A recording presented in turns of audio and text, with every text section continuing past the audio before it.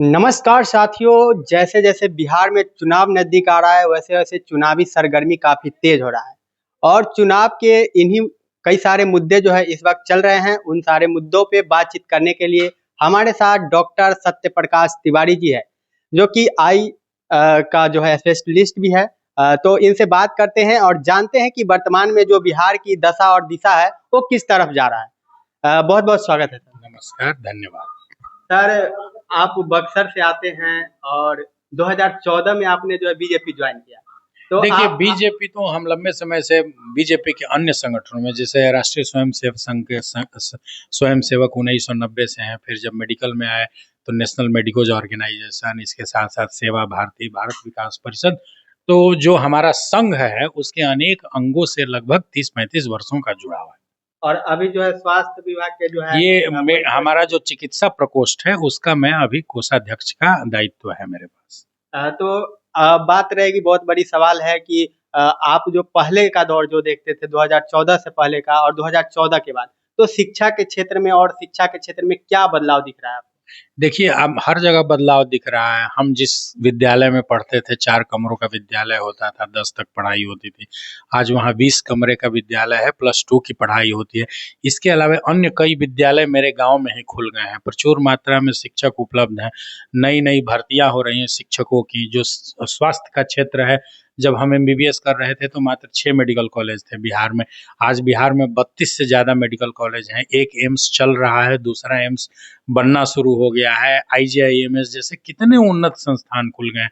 इसके अलावे जो प्राथमिक स्वास्थ्य सुविधाएं हैं उनमें सीएचसी, पीएचसी, एपीएचसी, ये सारी व्यवस्था इतनी सुदृढ़ हुई है। मुफ्त जांच की सुविधा, मुफ्त दवा की सुविधा, छोटे छोटे सदर अस्पतालों में भी एक्सरे, सिटी स्कैन और एमआरआई की सुविधा।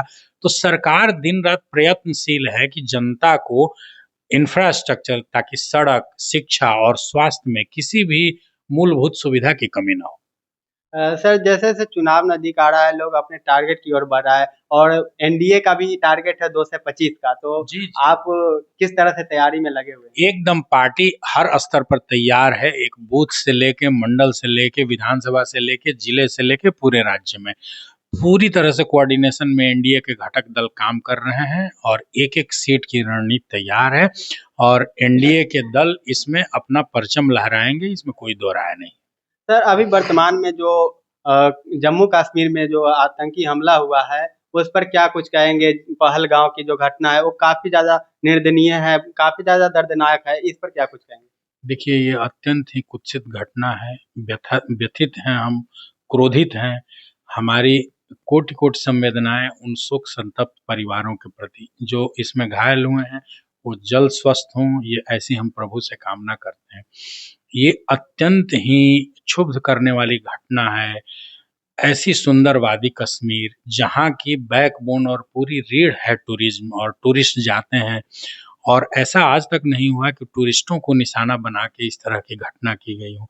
ये अत्यंत कायराना घटना है, चूँकि आतंकवादी भी जानते हैं कि हमारी सुरक्षा तंत्र के सामने वो टिक नहीं पाएँगे, तो एक ऐसी निर्जन घाटी में जहाँ सिर्फ़ पर्यटक जाते हैं और वहाँ बिल्कुल शांत माहौल है, वहाँ अचानक से इस तरह का हमला करके उन्होंने कायरतापूर्ण कार्य किया है।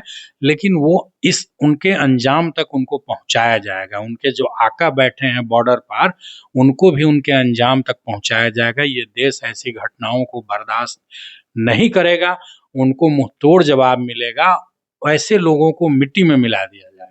सर, जो विपक्ष के लोग हैं वो जब मणिपुर में घटना हुआ था, जब मणिपुर में हिंसा हुआ था, उस समय काफ़ी ज़्यादा हल्ला कर रहे थे, शोर-शराबा कर रहे थे कि मणिपुर जल रहा है, मणिपुर जल रहा है। लेकिन बंगाल में बात करें, अभी जो स्थिति है, हिंदुओं को जिस तरह से घर में घुसकर मूर्तियाँ तोड़ा जा रहा है, घर को जलाया जा रहा है, गरीब जो है बाहर सड़क पे आ गया है, तो अभी क्यों नहीं आवाज़ उठा रहे हैं और आप लोग उसके लिए क्या कुछ कर रहे हैं? देखिए, यही तो दुखद बात है ना। कोई भी घटना चाहे किसी भी राज्य में हो, किसी भी पार्टी के सरकार के अंतर्गत हो, बहुत ही दुखद और निंदनीय है। इसके लिए राज्य सरकार को प्रयास करना चाहिए। हम देख रहे हैं कि मुर्शिदाबाद में बंगाल का पूरा प्रशासन ध्वस्त है, कहीं सरकार नज़र नहीं आ रही है। मुख्यमंत्री भी घटना को लीपापोती के मूड में है। पैरामिलिट्री फोर्सेज और अगर आर्मी न रहे तो वहाँ लोगों का जीना दूभर हो जाए। ये घटना जैसे बाहर से आए हुए बांग्लादेशी घुसपैठियों का ऐसा मनोबल आदरणीय ममता दीदी ने बढ़ा के रखा है कि वो हमारे भारत के निर्दोष नागरिकों को प्रताड़ित कर रहे हैं, उनके साथ मारपीट कर रहे हैं, उनकी हत्या हो रही है, लूट हो रही है, बहु बेटियों की इज्जत नहीं सुरक्षित है। ऐसी निकम्मी बंगाल की सरकार जो है हिंदुओं की रक्षा करने में पूर्णतः असमर्थ है। ऐसी सरकार को 1 मिनट भी सत्ता में रहने का अधिकार नहीं है।